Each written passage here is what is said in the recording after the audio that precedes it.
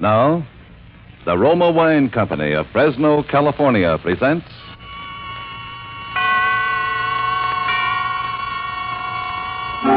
Suspense. Tonight, Roma Wines bring you a play of suspense and smiles, starring William Bendix and Alan Jocelyn. Suspense is presented for your enjoyment by Roma Wines. That's R-O-M-A, Roma Wines. Those excellent California wines that can add so much pleasantness to the way you live, to your happiness in entertaining guests, to your enjoyment of everyday meals. Yes, right now a glassful would be very pleasant, as Roma Wines bring you a remarkable tale of suspense.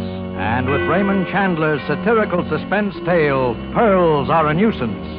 And with the performances of William Bendix and Alan Jocelyn, Roma Wines hope indeed to keep you in suspense. It's quite true I wasn't doing anything that morning except looking at a blank sheet of paper in my typewriter and thinking about writing a letter. It's also quite true that I don't have a great deal to do any morning, but I like not doing anything. It gives me something to do. And I don't like telephone calls that interfere with it. That's why I have two telephones, one a public phone that I can ignore, and the other a private phone, which I better answer if I know what's good for me, and I do. What did you say, darling? Oh, I said good morning, dear. How are you, darling? Busy? Yes and no. Mostly no. Why? Somebody has stolen Mrs. Penruddock's pearls, and I want you to find them. Possibly you think you have the police department on the line. This is the residence of Walter Gage. Walter Gage speaking. If you aren't out here in less than half an hour, you'll receive a small parcel by registered mail containing a diamond engagement ring. I'll tell Mr. Gage when he comes in.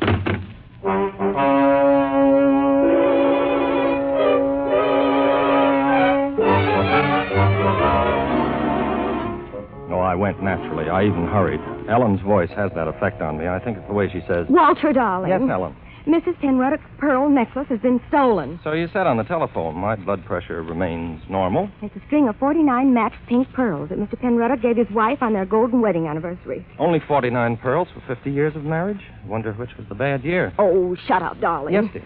The worst part of it is the pearls are false. False? Well, evidently they're all bad years. Don't be silly, Walter. The pearls were real enough when Mr. Penruddock gave them to us. The fact is, she sold them and had copies made. Those copies have been stolen. You've got to get them back, Walter. Well, what does it matter if they're false? Well, she's terrified that the thief will blackmail her when he finds out they're only imitations. If Mr. Penruddock ever hears that she sold originals... I begin to see what might be described as daylight. But where do I start looking for these baubles from which your elderly employer is so loath to be separated? Because I know who stole them. The chauffeur we had here a few months, Walter. A horrid big bruiser named Henry Eichelberger. He left suddenly the day before yesterday for no reason at all, without a word.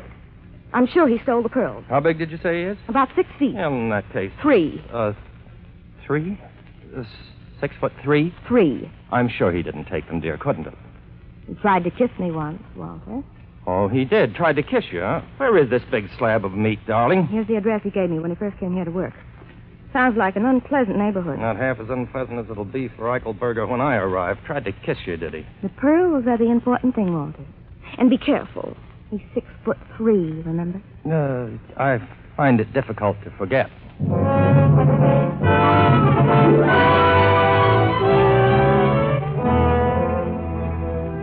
Eichelberger's address proved to be a seedy-looking hotel upstairs over a Chinese laundry. At the head of the stairs was the door marked manager. I rang the bell. Pull up, Bud. Roll. I'm not inquiring for a room. I'm looking for one Henry Eichelberger, whom I'm informed lives here. If he does, he ain't registered. That, as of course you know, is contrary to the law. A wise guy, hey. Down the hall, Jack. 218. Have the kindness to show me the way. Huh. What do you know? A duke, no less. Okay, your lordship. Pick up your feet, hey? This is it. He's out. Have the goodness to unlock the door. I wish to go in and wait for this Eichelberger. In a pig's valise. Who do you think you are, Jake boy? I wouldn't call me names if I were you. You wouldn't, hey? Well, that just shows the difference between you and me, because I would. You want to make something out of it, hey? Yes. What? Oh.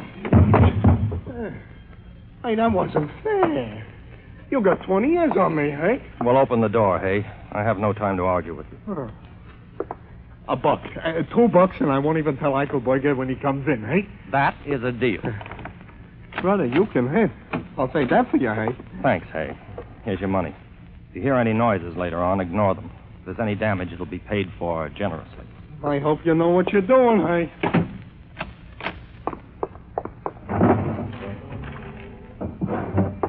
I searched all the likely places where he might have hidden the necklace, and then I searched all the unlikely places. No necklace. Then I heard approaching footsteps.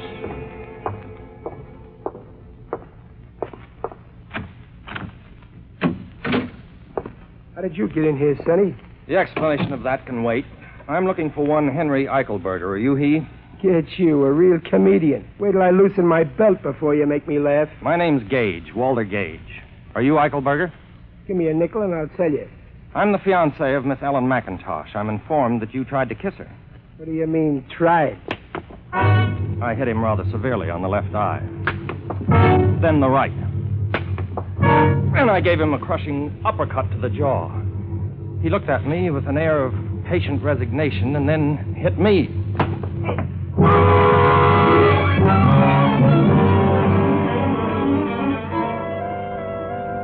I bent over and took hold of the room with both hands and spun it. When I had it nicely spinning, I gave it a full swing and hit myself on the back of the head with the floor.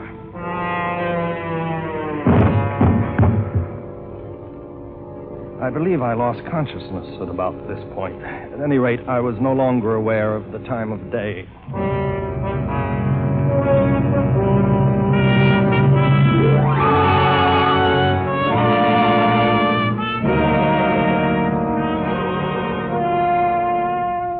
For Suspense, Roma Wines are bringing you as stars Mr. Alan Jocelyn and Mr. William Bendix, whom you are hearing in Pearls Are a Nuisance by Raymond Chandler, which is Roma Wines' presentation tonight of Suspense.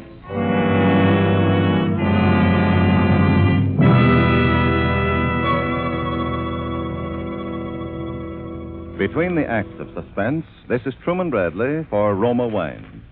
We quote now a brief word from the famous hostess, Elsa Maxwell. The delicious flavor of tender broiled chicken, the succulence of spring lamb garnished with mint leaves, deserves the matchless flavor complement of Roma California Sauterne. This delicate wine, pale gold in color, delightful in bouquet, is a delicious flavor mate with fish or fowl. Yes, just as the musical conductor blends the tones of different instruments, so the knowing hostess can combine the flavors of food with wine. Each glassful of Roma Sauterne is alight with Roma's rich heritage in winemaking.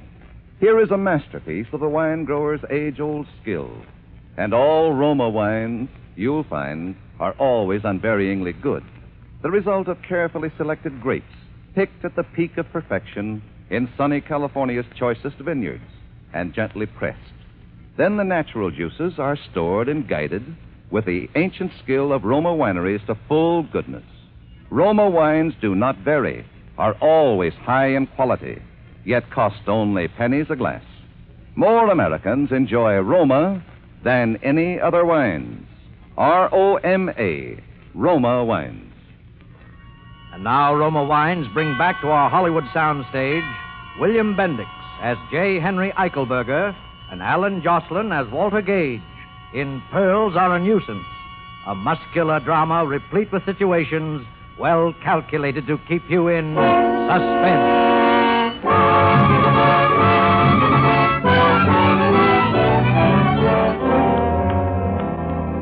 While I was thinking about the possibility of getting back to my feet in the very near future, a wet towel began to slap at my face, and I opened my eyes.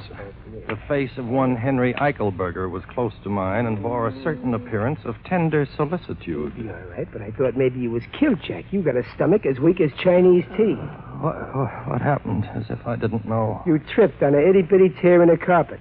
You feel like getting up? Here, I'll give you a hand. Come on. Thank you, Henry. May I call you Henry? No tax on it. You look okay.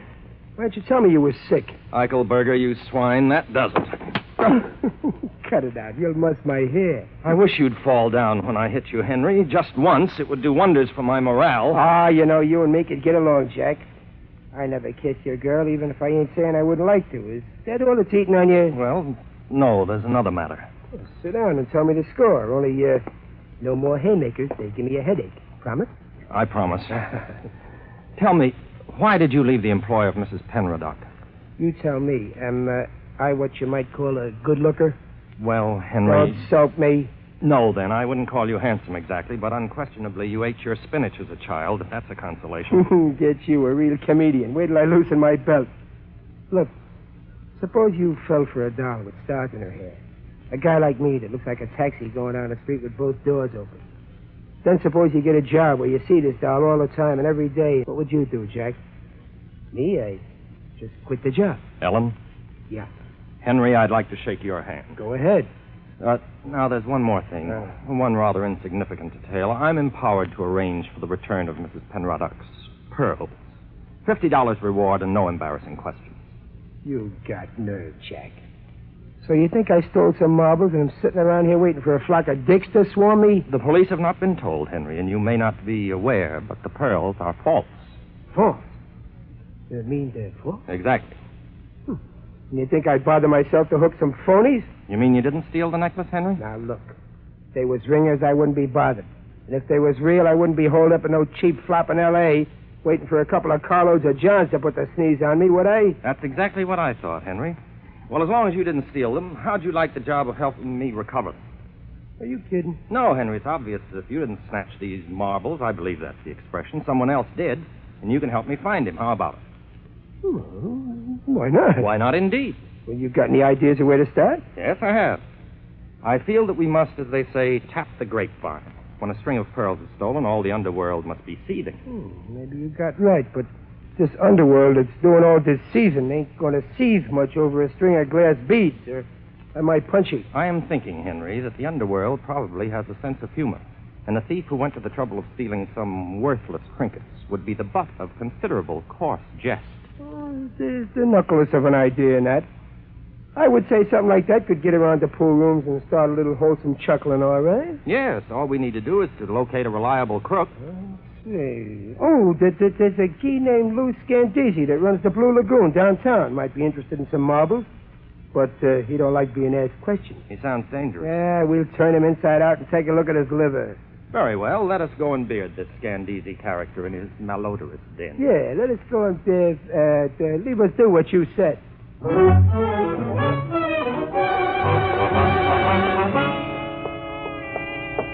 Mr. Scandisi's Blue Lagoon wasn't difficult to find. It was a rather soiled establishment, bathed in an unpleasant blue light. Henry and I went through a small, dim dining room to a door marked private. You Scandisi? Who wants it to know? Me and my friend here want to talk to you. Oh? Talk. I'm listening. It's about some pearls, 49. Is that right, Walter? Quite right, Henry. A pearl necklace that somebody hoisted. Go on and get out before I have you thrown out. You'll do what? I'll do nothing. That's better, doughface. What about them pearls? Well, I don't think I heard about it. Try to remember. Maybe if I pulled off one of your ears, it might help. Henry, you seem to be doing all the work. Do you think that's quite fair? Well, okay, you work 'em over. These fat guys brew something lovely. Oh, take it easy. I ain't heard nothing. You guys insurance men, huh? Now you're cooking with helium, doughface. Well, what insurance company you boys work for? Give him our card, Walter. No, this is my personal card. It has my phone number on it. Yeah. Okay. You may be surprised. You may get a call.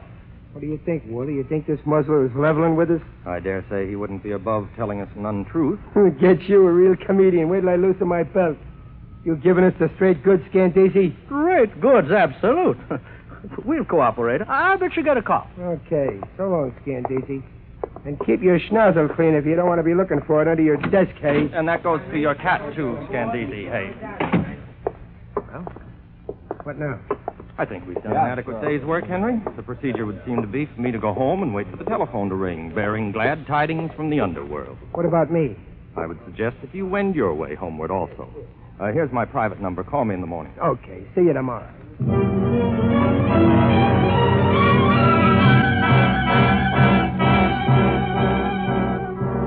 I went home and waited for the phone to ring. I must have fallen asleep after a while. It was quite dark. when the call came through. Well, here goes. Walter Gage speaking, Acme Insurance Company. When did you become an insurance company? Oh, hello. It's you, Ellen. Why didn't you call on the private phone? Oh, I didn't have the number handy. You haven't found the pearls yet. How'd you know? We just got a telephone call. From whom? He wouldn't say. All he said was he heard from somebody named Stan something. Scandeezy? And that's it. That we were looking for the pearls. Has he found out the pearls are false? No. And I didn't tell him. All right, don't worry. We have an idea how to get them back. We? Who's we? Henry and me. Henry? Henry who? Eichelberger. I've hired him to help me find the pearls. Are you out of your mind? Didn't Henry take the pearls? Of course not. He only left because he was in love with you. Oh, Walter, that big brute. How could you say such a thing? Ellen, I thought you'd be flattered. Flattered? I never want to speak to you again, Walter Gage. Goodbye. Ellen! Oh. Women, I sometimes wonder. Oh, hello, honey. I'm so glad you called back. Listen, darling, Who you calling honey, sweetheart? Who's this? Never mind. Your name Gage? Yes? A guy named Scandeezy says you're looking for some oyster fruit. A frail named McIntosh says you're the guy to talk to. Possibly. Well, I got 49 of them, pal. Pink ones. $5,000 is the price. Why, that's absurd. Those pearls happen to be false. Quit your kidding. You heard me. 5 G's. I'll give you tomorrow afternoon to scrape it together. Then I'll call you and let you know where to meet me.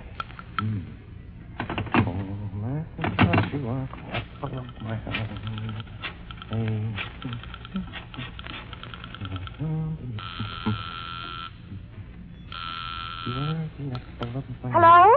Ellen, this is Walter. I told you I never wanted to speak to you again. All right, I won't speak to you. Just tell me the name of the man who sold Mrs. Penroddick's pearls for her. Gallimore, Roger Gallimore. He has a jewelry company downtown. Thank you. Walter! How do you like it, darling?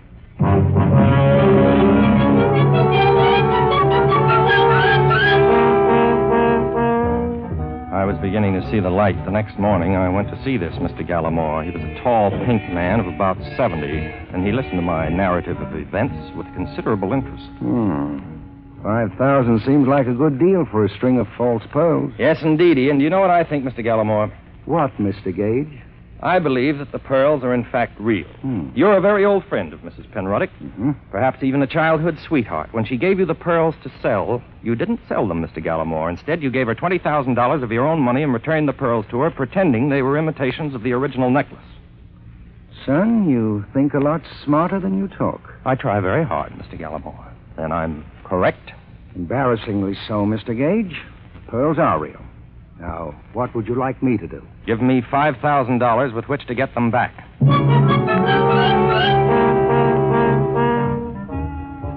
Mr. Gallimore felt much better after he'd had a glass of water, and some hours later I managed to convince him that I knew approximately what I was doing. He gave me a check for $5,000. This check, Henry. You mean he gave it to you? 5,000 fish, just like that? You have said it. Well, I'll be a Mickey Finn at a woman's club lunch. Kid, you got something with that daisy chain chatter of yours. Thank you, Henry. At any rate, all that remains now is for the phone to ring. Aha. You can say that again. Very well. Aha. Hello? Gage? Yes, who's this? Guess. You got the dough? It's in my pocket at this exact moment. If I have any assurance of honorable treatment, I'm prepared to go through with it. Oh, you get the marbles, okay? We're in this business a long time, and we can't afford the wealth. If we did it, it'd get around, and nobody would play with us. I understand. What are your instructions?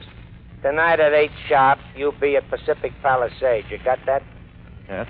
At the end of the dirt road, corner of Sunset and Corona Del Mar.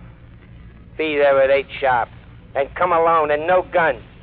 No funny business, no smart work, and no slip-up, nobody get hurt. That's the way we do business. Very well.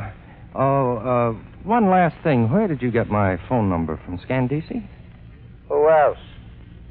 8 o'clock, then. And no tricks. That is very interesting. What? The telephone. Yeah. Hooray for Alexander Graham, what's his name? But what did the guy say? Oh, yes. Yeah. It's all arranged, Henry. I'm to meet them tonight, all by myself, and give them the money. All by yourself, huh? Get you, a real comedian. Wait till I loosen my belt. They'll take the dough and leave you laying there, bleeding all over yourself, and they'll still have the marbles. I ought to go with you. Henry, it's my duty, and I must brave these monsters and human guys alone and unattended.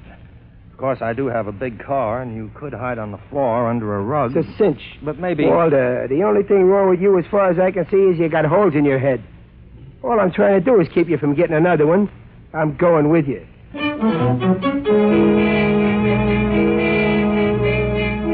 it was settled. Henry was to go with me. That afternoon, I stopped at the bank where I cashed Mr. Gallimore's check and changed it into $100 bills. 3,500. You counted as though it were your own. 5,000. 5,000? 5,000. And now a roll of quarters, please. Roll of quarters, please. Oh, there seems to be an echo in here. Leave them in the wrapper. Ooh, quite heavy, aren't they? Yes, aren't they?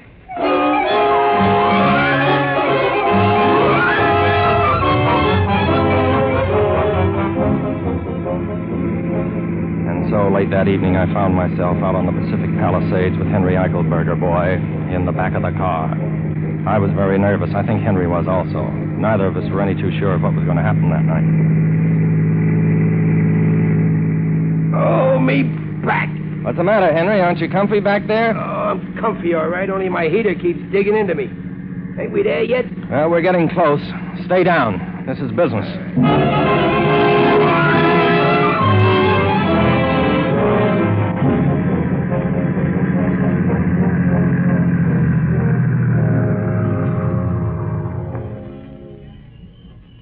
This is the end of the line, Henry.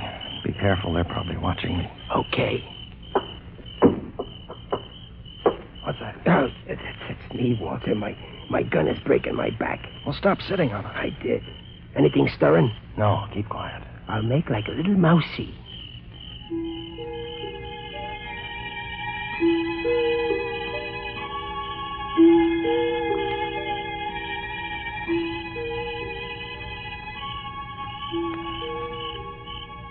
Don't you think we've waited long enough, Henry? We only been waiting 15 minutes. You sure this is the place? Yes, of course. Well, let's get out of the car and see if anybody shoots at us. Then we'll know if somebody's around. Well, that seems to be the difficult way of finding out, but let's try it. I personally feel sure that there's no one here but you and I.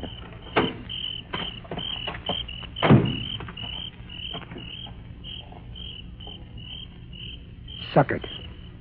You know what happened, Walter? What do you think, Henry? Well, it was just a tryout, that's all.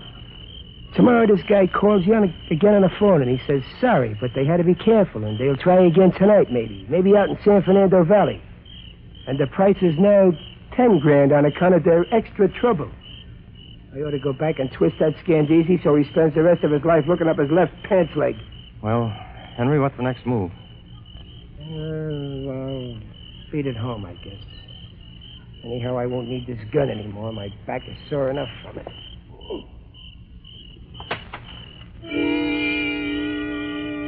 We stood there and looked at one another, Henry and I.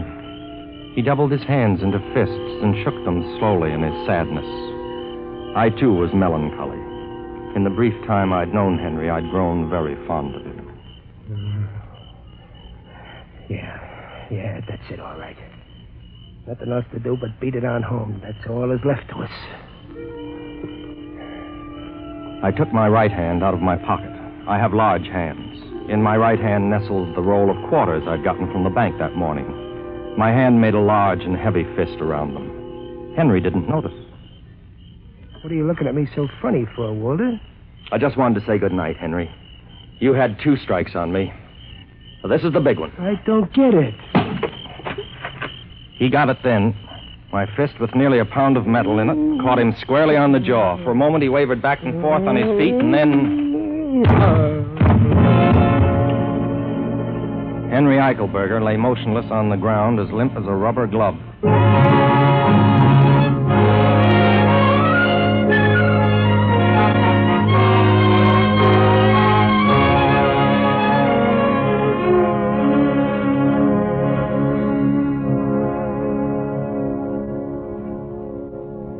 I found the pearls twined around his ankle inside his left sock. Well, Henry, I said, although he couldn't hear me, you're a gentleman, even if you are a thief. You could have taken the money a dozen times today. You could have taken it a little while ago when you still had the gun. But even that repelled you. You threw the gun away, and we were man to man. But still you hesitated. In fact, Henry, I said, for a successful thief, you hesitated just a little too long. But as a sporting man, I can only think more highly of you. Goodbye, Henry, and good luck, I say. I put a $100 bill in his chubby little fist and withdrew. End of story. But how did you know it was Henry, darling? Well, you told me so, little lemon cookie. You were quite sure of it. I know, but you must have had proof of some kind. Well, there was one other minor detail that convinced me Henry was the guilty party. I gave Scandisi my phone number, but I have 2 telephones. One's a private line. Only 2 people had that number. You were one of them. Henry was the other. When Henry's accomplice got in touch with me, he used the phone number I'd given Henry, not the one I gave Scandisi. You see? Oh, darling, you're so clever. Well, of course, you may kiss me if you like.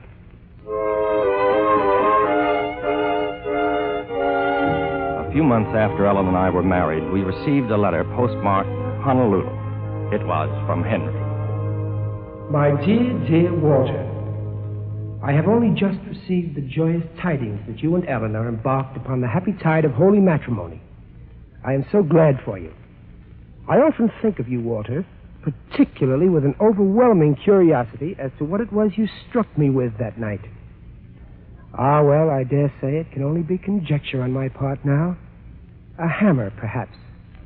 That I allowed my jaw to be exposed to your weapon while I stood there meditating as to whether to take your 5,000 then or wait for 10 the following evening was a human error of judgment. At any rate, I entertain no feelings of ill will toward you. On the contrary, I am indebted to you greatly. The ease with which you talked Mr. Gallimore out of $5,000 has changed my life. I have been taking English lessons myself, and am now practicing on a wealthy widow woman, not without financial success. Ah, toujours le sport. Devotedly, Henry. P.S. Was it perchance an anvil, I wonder? You know, Henry wasn't such a bad fellow. All I really disliked him for was his barbaric English. Now he's changed that. Maybe I should have married him. What do you think, Walter? Oh, gets you a real comedian. Wait till I loosen my belt. And so closes Pearls Are a Nuisance, in which Roma Wines have brought you William Bendix and Alan Jocelyn as co-stars of tonight's study in Suspense. Suspense is produced, edited, and directed by William Spear. Before our stars return to the microphone, let me say a word for Roma Wines, the sponsor of Suspense.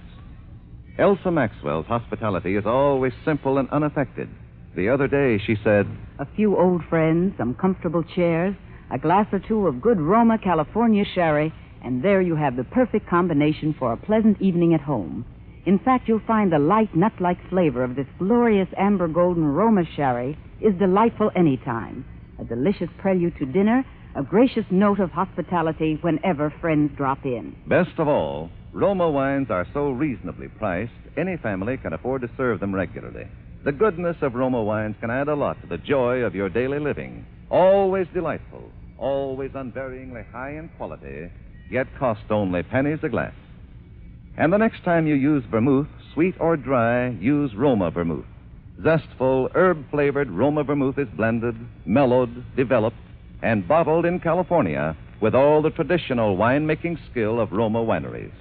Try Roma vermouth soon, won't you? This is Alan Jocelyn. I trust that you dyed-in-the-wool suspense fans who are accustomed to somewhat heavier meat on these Thursday dramas weren't displeased with our efforts in the interests of gaiety and insouciance. Do you concur, Mr. Bendix? Who gets you, a real comedian? Wait till I loosen my galluses. Courtesy impels me to tell you that Mr. Bendix here is being heard weekly on his own radio show, The Life of Riley, and Paramount impels me to say that he'll soon be seen in their production 2 years before the match. Permit me to return the favor, hey?